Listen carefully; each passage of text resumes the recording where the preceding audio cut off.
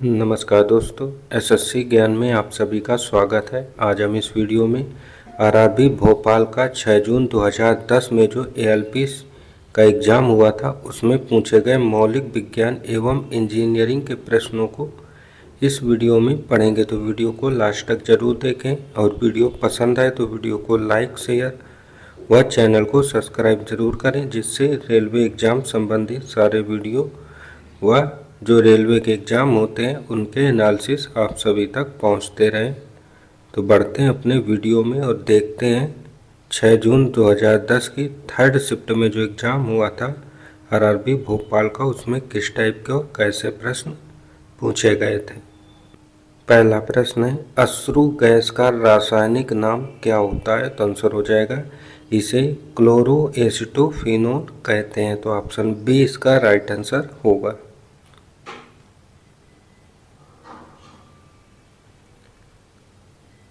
अगला प्रश्न था, किसी चुंबकीय क्षेत्र की तीव्रता किसके द्वारा अनुभवित बल द्वारा परिभाषित की जाती है? तो आंसर हो जाएगा यूनिट उत्तरी ध्रुव के द्वारा। तो ऑप्शन डी इसका राइट आंसर होगा।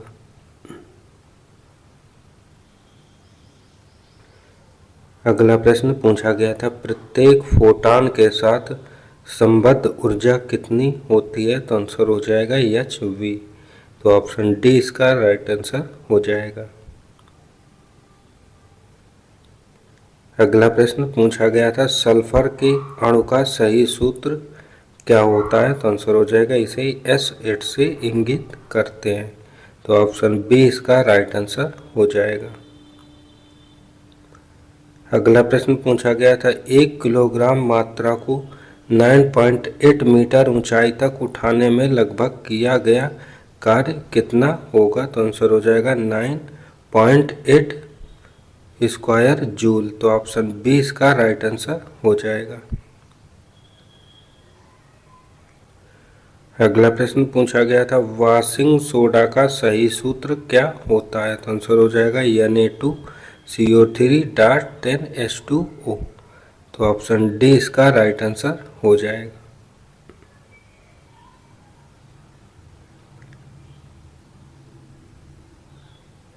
अगला प्रश्न था, जीन कोक सबसे पहले किसने आइसोलेट किया था? तो इसका आंसर हो जाएगा हरि गोविंद खुराना ने किया था। तो ऑप्शन सी इसका राइट आंसर होगा।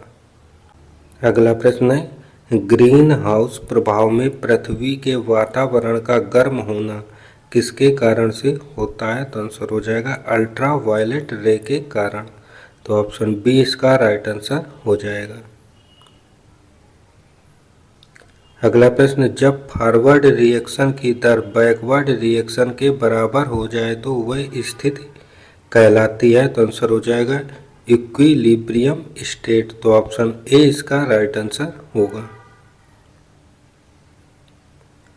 अगला प्रश्न है, लेंज का नियम किसके संरक्षण के नियम का नतीजा है? तो आंसर हो जाएगा ऊर्जा के। तो ऑप्शन ए इसका राइट आंसर हो जाएगा। अगला प्रश्न था, एक्वारेजिया किसका मिश्रण होता है? तो आंसर हो जाएगा इनमें से कोई नहीं। तो ऑप्शन डी इसका राइट आंसर हो जाएगा। अगला प्रश्न पूछा गया था, 15 अंश सेंटीग्रेड पर दिए हुए गैस का प्रेशर P है। यदि आयतन स्थिर रखा जाए तो प्रेशर 3P करने के लिए तापमान कितना चाहिए? तो इसका जो फार्मूला होता है P1/T1 बराबर P2/T2। यहाँ पर P1 P और P2 का मान 3P और T1 का मान 15 अंश और T2 का मान ज्ञात करना है। तो इसका आंसर हो जाएगा 591 अंश सेंटीग्रेड। तो ऑप्शन बी इसका राइट आंसर हो जाएगा। अगला प्रश्न था, हाई स्टील में कार्बन की मात्रा कितनी होती है? तो आंसर हो जाएगा 0.5 से 1.5% तक होती है। तो ऑप्शन सी इसका राइट आंसर होगा। अगला प्रश्न था, करंट ले जाने वाले दो समानांतर तारों के बीच का बल किसकी परिभाषा के लिए प्रयुक्त होता है? तो आंसर हो जाएगा गैस के लिए, तो ऑप्शन डी इसका राइट आंसर हो जाएगा। अगला था नाभिकीय रिएक्टर में मंदक के रूप में किसका उपयोग होता है, तो आंसर हो जाएगा भारी जल, ग्रेफाइट और बेरियम, इन सभी का प्रयोग किया जाता है, तो ऑप्शन डी इसका राइट आंसर हो जाएगा, उपरोक्त सभी। अगला प्रश्न था भोजन में शर्करा की जांच किसे डालकर की जाती है, तो आंसर हो जाएगा बेनेडिक्ट्स घोल को डालकर, तो ऑप्शन सी इसका राइट आंसर हो जाएगा। अगला प्रश्न था जी की इकाई यूनिट क्या होती है, तो आंसर हो जाएगा न्यूटन मीटर स्क्वायर प्रति किलोग्राम स्क्वायर, तो ऑप्शन सी इसका राइट आंसर हो जाएगा। अगला प्रश्न था एल्यूमिनियम वायु में आसानी से ऑक्सीडाइज्ड नहीं होती है क्योंकि, तो इसका आंसर हो जाएगा इस प्रतिक्रिया को एक कैटेलिस्ट की आवश्यकता होती है इस कारण, तो ऑप्शन डी इसका राइट आंसर होगा। अगला था एक घड़ी की सेकंड की सुई 2 सेंटीमीटर लंबी है तो उसकी टिप की गति कितनी होगी, तो आंसर हो जाएगा 0.21 सेंटीमीटर प्रति सेकंड, तो ऑप्शन ए इसका राइट आंसर हो जाएगा।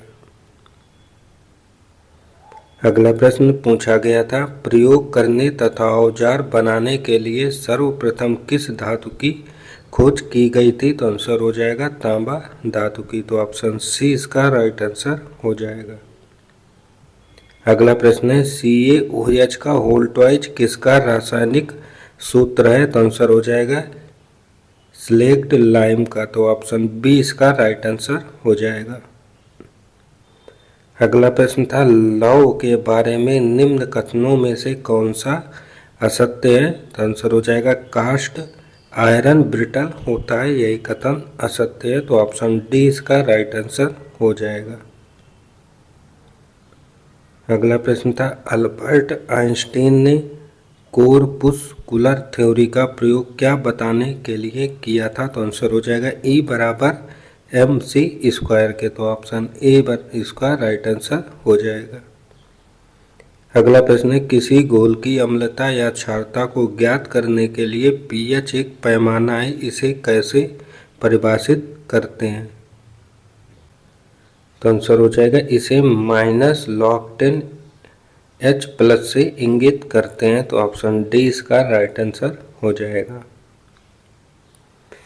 अगला प्रश्न था केल्विन पैमाने के किस बिंदु पर जल उबलता है, तो आंसर हो जाएगा 373 अंश केल्विन पर, तो ऑप्शन बी इसका राइट आंसर होगा। अगला था नीले लिटमस वाले पानी से अगर CO2 होकर गुजरी जाए तो परिणामी घोल का रंग क्या होगा, तो आंसर हो जाएगा लाल रंग का, तो ऑप्शन ए इसका राइट आंसर हो जाएगा। अगला प्रश्न पूछा गया था तेल में तैरती हुई एक वस्तु सदा अपना क्या विस्थापित करती है, तो आंसर हो जाएगा तेल का भार, तो ऑप्शन डी इसका राइट आंसर हो जाएगा। अगला था पृथ्वी के क्रस्ट के भीतर की हलचल का अध्ययन किसमें किया जाता है, तो आंसर हो जाएगा सिस्मोलॉजी में, तो ऑप्शन डी इसका राइट आंसर हो जाएगा।